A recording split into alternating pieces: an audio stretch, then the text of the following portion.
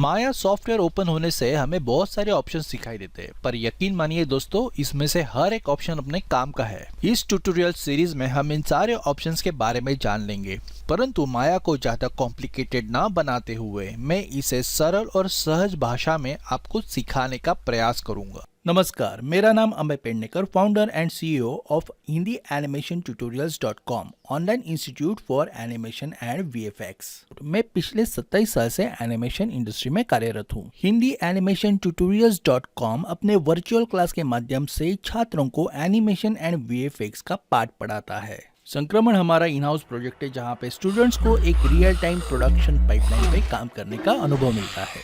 इस प्रोजेक्ट की लिंक मैंने नीचे डिस्क्रिप्शन में दे रखी है। हम स्टूडेंट का अटेंडेंस चेक करते हैं, उनका काम अप टू डेट रखते हैं, और यहाँ तक जिन स्टूडेंट का काम बहुत अच्छा है उन्हें हम हमारे एसेट स्टोर में से उनका काम सेल करने के लिए भी मदद करते हैं, ताकि हमारे स्टूडेंट पढ़ाई करते करते कुछ पैसे जुटा सके। अगर आपको भी इस प्रोजेक्ट का हिस्सा बनना है तो नीचे डिस्क्रिप्शन में मैंने अपने वेबसाइट की लिंक दे रखी है। तो चलो आज के फ्री क्लास की शुरुआत करते हैं। दोस्तों, हिंदी एनिमेशन ट्यूटोरियल का यूट्यूब चैनल हमेशा से फ्री नहीं था।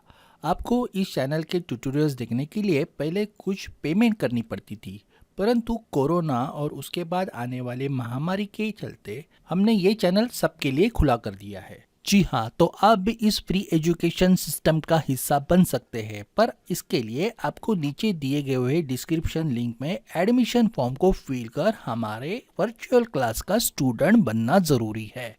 सोमवार से शुक्रवार इसी यूट्यूब चैनल पे हमारे फ्री लेक्चर सुबह 11 बजे अपलोड होते हैं, तो मेक श्योर आप इस चैनल को सब्सक्राइब करें, बेल आइकॉन दबाइए ताकि आपको हर वक्त इनका नोटिफिकेशन आ सके। तो चलो आज का फ्री लेक्चर शुरू करते हैं।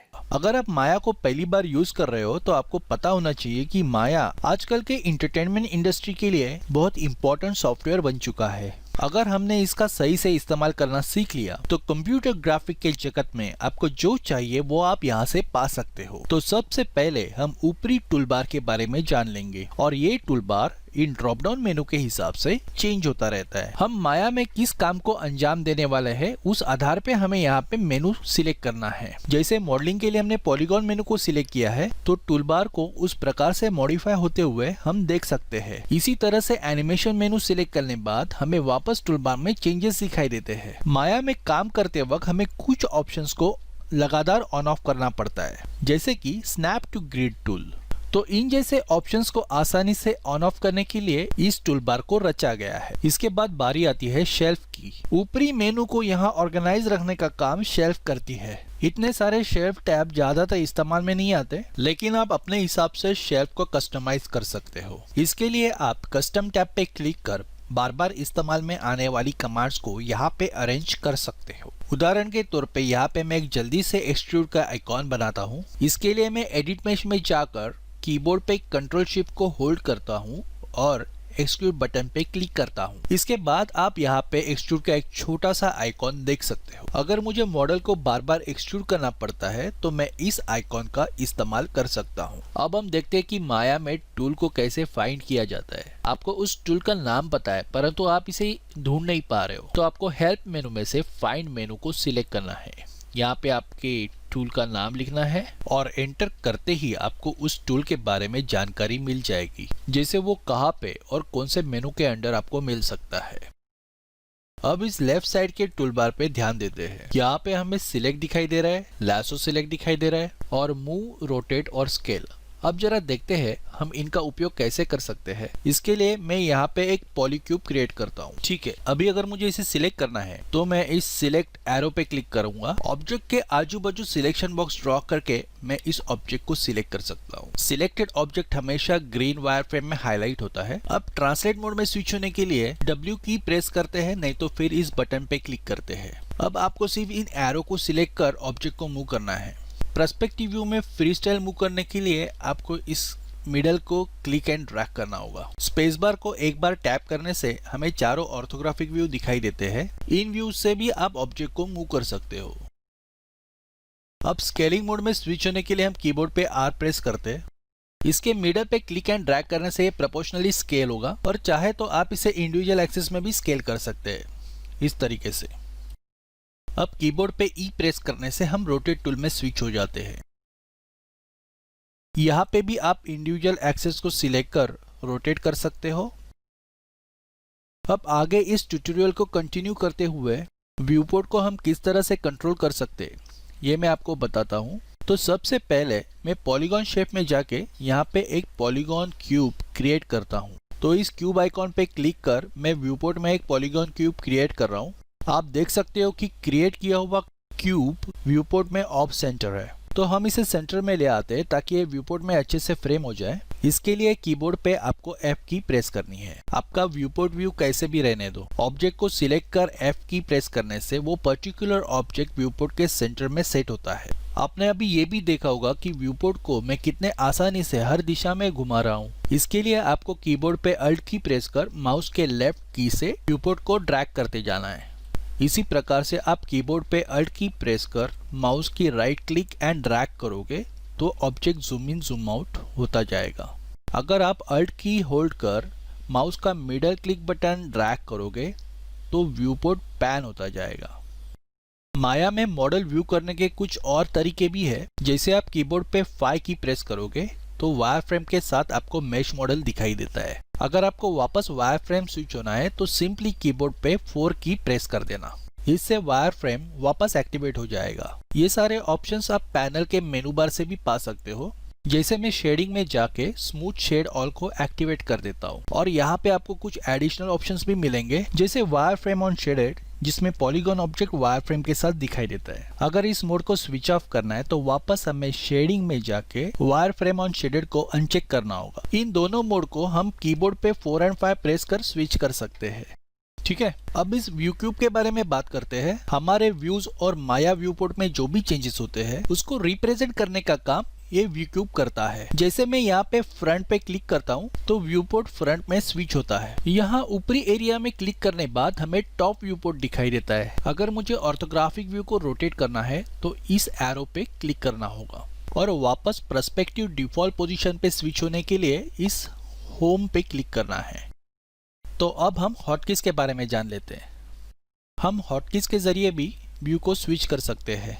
ये माया में काम करने का एक प्रोफेशनल अप्रोच है क्योंकि इससे माया में फटाफट काम होता है। आप स्पेस बार को एक बार टैप कर छोड़ दे तो तुरंत आपको यहाँ पे चारों के चारों व्यूज नजर आएंगे। जैसे यहाँ पे आप टॉप राइट में पर्सपेक्टिव व्यू देख रहे हो और बाकी ये बचे हुए 3 ऑर्थोग्राफिक व्यू जिसमें साइड, फ्रंट एंड टॉप आपको दिखाई दे रहे हैं। अगर इसमें से ही किसी व्यू को आपको फुल स्क्रीन करना है तो सिर्फ आपको उस व्यू पे अपना माउस ले जाना है और फिर कीबोर्ड पे स्पेस बार टैप करना है। वापस स्पेस बार टैप करने से आप 4 व्यूज में स्विच हो जाते हो। ऐसे ही आप बाकी व्यू पैनल्स के साथ भी कर सकते हो। अब यहाँ पे हम चैनल बॉक्स देख रहे हैं। जैसे हम माया में किसी ऑब्जेक्ट को क्लिक करते हैं तो इस चैनल बॉक्स में आप उसकी पूरी इंफॉर्मेशन देख पाओगे जैसे रोटेट, स्केल, विजिबिलिटी वगैरह वगैरह। और मानो कि अगर ऑब्जेक्ट्स में मुझे कुछ चेंज करना है जैसे कि इसकी डिविजन्स वगैरह तो मैं यहाँ पे इनपुट पे क्लिक कर ये जो सब डिविजन्स के कॉलम है यहाँ से मैं अपने ऑब्जेक्ट की डिविजन्स बढ़ा या घटा सकता हूँ। और ये इनपुट वैल्यू देने के भी कई तरीके हैं। जैसे हम इन फील्ड्स में सिंपली कीबोर्ड से टाइप कर सकते हैं, नहीं तो फिर एक पर्टिकुलर फील्ड को सिलेक्ट करके अपने माउस के मिडल माउस बटन को व्यू पोर्ट में क्लिक और ड्रैग करके आप नंबर बढ़ा या घटा सकते हैं। और इस चीज को आप सिर्फ सब डिविजन में ही नहीं बल्कि ट्रांसलेट पे भी आजमा सकते हो। ये तरीका चैनल बॉक्स में मौजूद सभी फील्ड पे लागू होता है। ठीक है, आप अपने माया में इस चीज की प्रैक्टिस जरूर कर लेना। अब हम आगे बढ़ते हैं। आप यहाँ पे शो हाइड चैनल बॉक्स के जरिए इस चैनल बॉक्स को काम के दौरान स्विच ऑन या ऑफ कर सकते हो। ये जो 2 और बटन दिखाई दे रहे हैं वो भी काफी महत्वपूर्ण है। जैसे मैं यहाँ पे लेफ्ट वाले बटन पे क्लिक करता हूँ तो एट्रीब्यूट एडिटर ओपन हो जाता है। ये चैनल एडिटर जैसा ही दिखता है पर इसका टेबल थोड़ा अलग होता है। चलो हम एट्रीब्यूट एडिटर पे क्लिक कर देखते हैं। अब यहाँ एट्रीब्यूट एडिटर में आप देख सकते हो कि हमें कुछ टैब्स दिखाई दे रहे हैं और इन पे क्लिक करते ही ये अनफोल्ड हो जाते हैं और इन ऊपर के हेडर टैब से हमें कुछ एडवांस ऑप्शन भी मिल सकते हैं। ठीक है, तो आगे हम टूल सेटिंग्स के बारे में जान लेते हैं। एट्रीब्यूट एडिटर सिलेक्टेड ऑब्जेक्ट की वैल्यू डिफाइन करता है पर टूल सेटिंग से ये पता चलता है कि इस ऑब्जेक्ट पे कौन सा टूल एक्टिवेट है और उसके कितने ऑप्शंस अवेलेबल है। जैसे आप यहाँ पे देख सकते हो कि हमने मूव टूल सिलेक्ट किया हुआ है और हमें यहाँ पे उसके बहुत सारे अलग अलग सेटिंग्स और ऑप्शंस दिखाई दे रहे हैं। इन सारे ऑप्शंस को अच्छे से देखने के लिए यहाँ इस एज पे क्लिक एंड ड्रैग कर टूल सेटिंग को बड़ा करते हैं। ठीक है, अब आगे बढ़ते हैं। चैनल एडिटर का और एक इम्पोर्टेंट फीचर मैं आपको बताना भूल गया, वो है लेयर एडिटर, जो चैनल एडिटर के बराबर नीचे स्थित होता है। इसका मुख्य उपयोग ये होता है, जैसे काम करते वक्त व्यूपोर्ट में बहुत सारे ऑब्जेक्ट हो सकते हैं, तो हम हर एक ऑब्जेक्ट का इंडिविजुअल लेयर बना के उसे हाइड या फ्रीज कर सकते हैं। उदाहरण के लिए मैं इस बॉक्स को एक लेयर में ऐड करके दिखाता हूँ। यहाँ पे जो आखिरी आइकॉन है, create a new layer and assign selected object, यहाँ पे क्लिक करना है। इसके बगल वाले आइकॉन से हम एक एम्प्टी न्यू लेयर बना सकते हैं और इस आखिरी आइकॉन पे क्लिक करने से जो व्यूपोर्ट में पहले से ऑब्जेक्ट सिलेक्टेड है उसे लेके अपनी ये लेयर बन जाती है। लेयर की विजिबिलिटी ऑन ऑफ होने से व्यूपोर्ट में ऑब्जेक्ट भी ऑन ऑफ होता है। इसी के साथ आप सिलेक्टेड लेयर पे डबल क्लिक कर इसका रीनेम भी कर सकते हो, जैसे हम यहाँ पे रीनेम कर रहे हैं क्यूब, और इसका एक कलर कोड भी सिलेक्ट करते हैं। मान लीजिए कि हम इसका रेड कलर कोड सिलेक्ट करते हैं। ये सिर्फ एक कलर कोड है, ऑब्जेक्ट का मटेरियल नहीं है। मैं समझा देता हूँ। हम इस ऑब्जेक्ट को वायर फ्रेम ऑन शेडेड पे सेट करते हैं और आप देख सकते हो कि यहाँ पे जो वायर फ्रेम है वो रेड में दिखाई दे रही है, क्योंकि हमने लेयर को रेड कलर कोड दे चुके हैं। ये वी के बाजू में जो एम्प्टी स्क्वायर बॉक्स है, इस पे भी आप क्लिक कर सकते हो। ये 3 ऑप्शन में स्विच होता है। एक है ऑफ, दूसरा है टेम्पलेट, जो एक वायर फ्रेम में लॉक हो चुका है, जिसे हम मूव भी नहीं कर सकते, सिलेक्ट भी नहीं कर सकते। और तीसरा है रेफरेंस। इसका मतलब ऑब्जेक्ट तो विजिबल रहेगा पर हम इसे सिलेक्ट नहीं कर सकेंगे, मूव नहीं कर सकेंगे। आप व्यूपोर्ट के इन ऊपरी ऑप्शंस को भी देख सकते हो, जैसे view, shading, lighting, show, render वगैरह वगैरह, और ये हमारे हर पैनल के ऊपर मिलते हैं। जैसे मैं आपको यहाँ पे स्पेस बार दबा के दिखा रहा हूँ, हमारे चारों पैनल्स के ऊपर ये सेम ऑप्शंस आप देख पाओगे। अगर आप किसी एक पैनल पे इन ऑप्शन की मदद से चेंजेस करते हो तो वो चेंजेस सिर्फ उसी पैनल पे अप्लाई होंगे। और ये जो आपको नीचे मेनूज दिखाई दे रहे हैं, इनके बारे में मैं फिलहाल यही कहूँगा, जब हम एनिमेशन को स्टार्ट करेंगे तब हमें इन मेनू का उपयोग होगा। लेकिन अभी के लिए हम यहाँ पे ये जो प्रेफरेंसेस बटन है, इसके बारे में जान लेते हैं। जब ये प्रेफरेंसेस विंडो ओपन होती है तब हमें इंटरफेस, डिस्प्ले और सेटिंग के अलग अलग ऑप्शंस दिखाई देते हैं। काम करते वक्त हो सकता है कि यहाँ पे आके हमें कुछ प्रेफरेंसेस सेटिंग्स बदलनी पड़ सकती है। अब ये जो सबसे आखिर में मेल कमांड लाइन है, इसके बारे में मैं आपको बताता हूँ। ये बेसिकली क्या है कि जब कभी हम माया में कोई कमांड पास करते हैं तो ये मेल स्क्रिप्ट में लिखी जाती है। मेल स्क्रिप्ट मतलब एक कोड है जो इस मेल स्क्रिप्ट एडिटर से हम देख सकते हैं। आप मेल स्क्रिप्ट को माया की as a programming language use कर सकते हो, जो कि एक्सक्लूसिवली माया सॉफ्टवेयर के लिए बनाई गई है। वैसे अपने माया के बेसिक वीडियो ट्यूटोरियल्स इस चैनल पे अवेलेबल है, फिर भी हम नई वीडियो ट्यूटोरियल सीरीज शुरू कर रहे हैं, इसलिए इन सारे पॉइंट्स को यहाँ पे मैं ब्रश अप कर रहा हूँ। अब नेक्स्ट ट्यूटोरियल में देखते हैं कैमरा नेविगेशन।